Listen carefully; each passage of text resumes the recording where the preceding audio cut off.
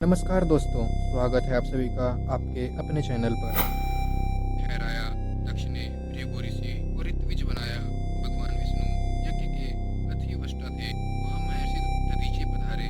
उस यज्ञ में भगवान शंकर को न पाकर दधीचि बोले, यज्ञ में बुलाए जाने के योग्य नहीं है। ब्रह्मा जी कहते हैं, नारद, जिस समय देवता और ऋषिगण दक्ष के यज्ञ में भाग लेने के लिए उत्सव करते हुए जा रहे थे, उस समय दक्ष की पुत्री सती अपनी सखियों के साथ गंधमादन पर्वत पर धारागृह में अनेक क्रीड़ाएं कर रही थी। सती ने देखा कि रोहिणी के साथ चंद्रमा कहीं जा रहे थे। तब सती ने अपनी प्रिय सखी विजया से कहा कि हे विजय, जल्दी जाकर पूछो कि देवी रोहिणी और चंद्रमा कहाँ जा रहे हैं। तब विजया दौड़कर चंद्रदेव के पास गई और उन्हें नमस्कार करके उनसे पूछा कि हे चंद्रदेव, आप कहाँ जा रहे हैं। चंद्रदेव ने उत्तर दिया कि वे दक्ष द्वारा आयोजित यज्ञ में निमंत्रित हैं, अतः वहीं जा रहे हैं।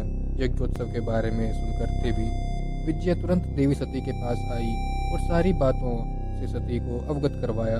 तब देवी सती को बड़ा आश्चर्य हुआ कि ऐसी क्या बात है जो पिताजी ने यज्ञोत्सव के लिए अपनी बेटी दामाद को निमंत्रण तो दूर, सूचना भी नहीं दी।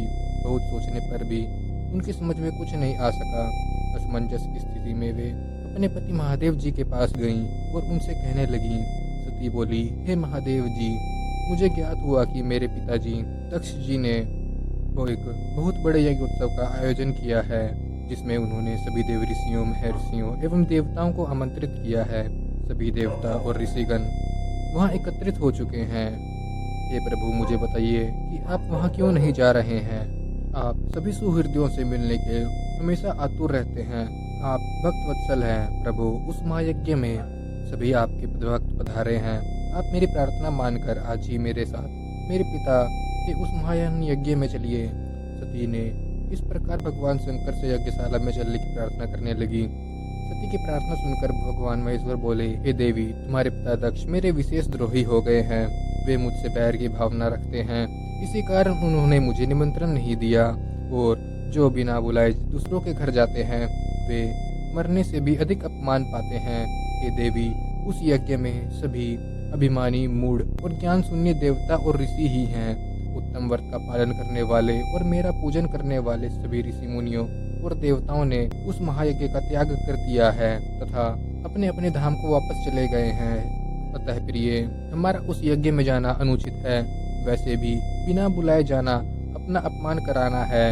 शिव जी के इन वचनों को सुनकर देवी सती क्रुद्ध हो गई और शिव जी से बोली, हे प्रभु, आप तो सबके परमेश्वर हैं।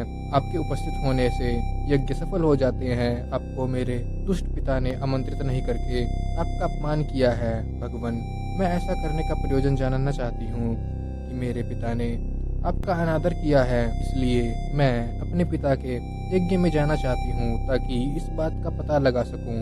अतः प्रभु, आप मुझे आज्ञा प्रदान करें। देवी सती के क्रोधित शब्दों को सुनकर भगवान शंकर बोले, हे देवी, यदि तुम्हारी इच्छा वहाँ जाने की है तो मैं तुम्हें आज्ञा देता हूँ कि तुम अपने पिता के यज्ञ में जाओ। नंदीश्वर को सजाकर उस पर चढ़कर अपने संपूर्ण वैभव के साथ अपने पिता के यहाँ जाओ। शिव जी की आज्ञा मानकर देवी सती ने उत्तम श्रृंगार किया और अनेक प्रकार के आभूषण धारण करके देवी सती अपने पिता के घर की ओर चल दी। उनके साथ शिव जी ने 60,000 रौद्रगणों को भी भेजा। वे सभी गण उत्सव रचा देवी का गुणगान करते हुए दक्ष के घर की ओर जाने लगे। शिवगणों ने पूरे रास्ते शिव शिवा के यश का गान किया।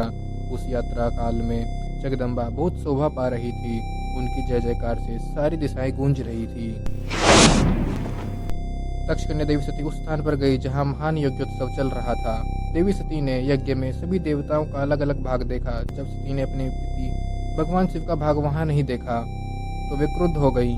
देवी सती मेरे सम्मुख खड़ी हुई और विष्णु सहित सभी उपस्थित देवताओं और ऋषियों को और मुनियों को डांटने लगी और उन्हें बहुत फटकारा। दक्ष ने कहा कि तुम्हारा पति शिव भूतों, प्रेतों तथा पिशाचों का स्वामी है। देवी सती बोली, तुम भगवान शिव के निंदक हो। तुमने उनकी अवहेलना होते देखकर भी शिव का अपमान किया है। यह सब सुनकर देवी सती बड़ी क्रोधित हुई।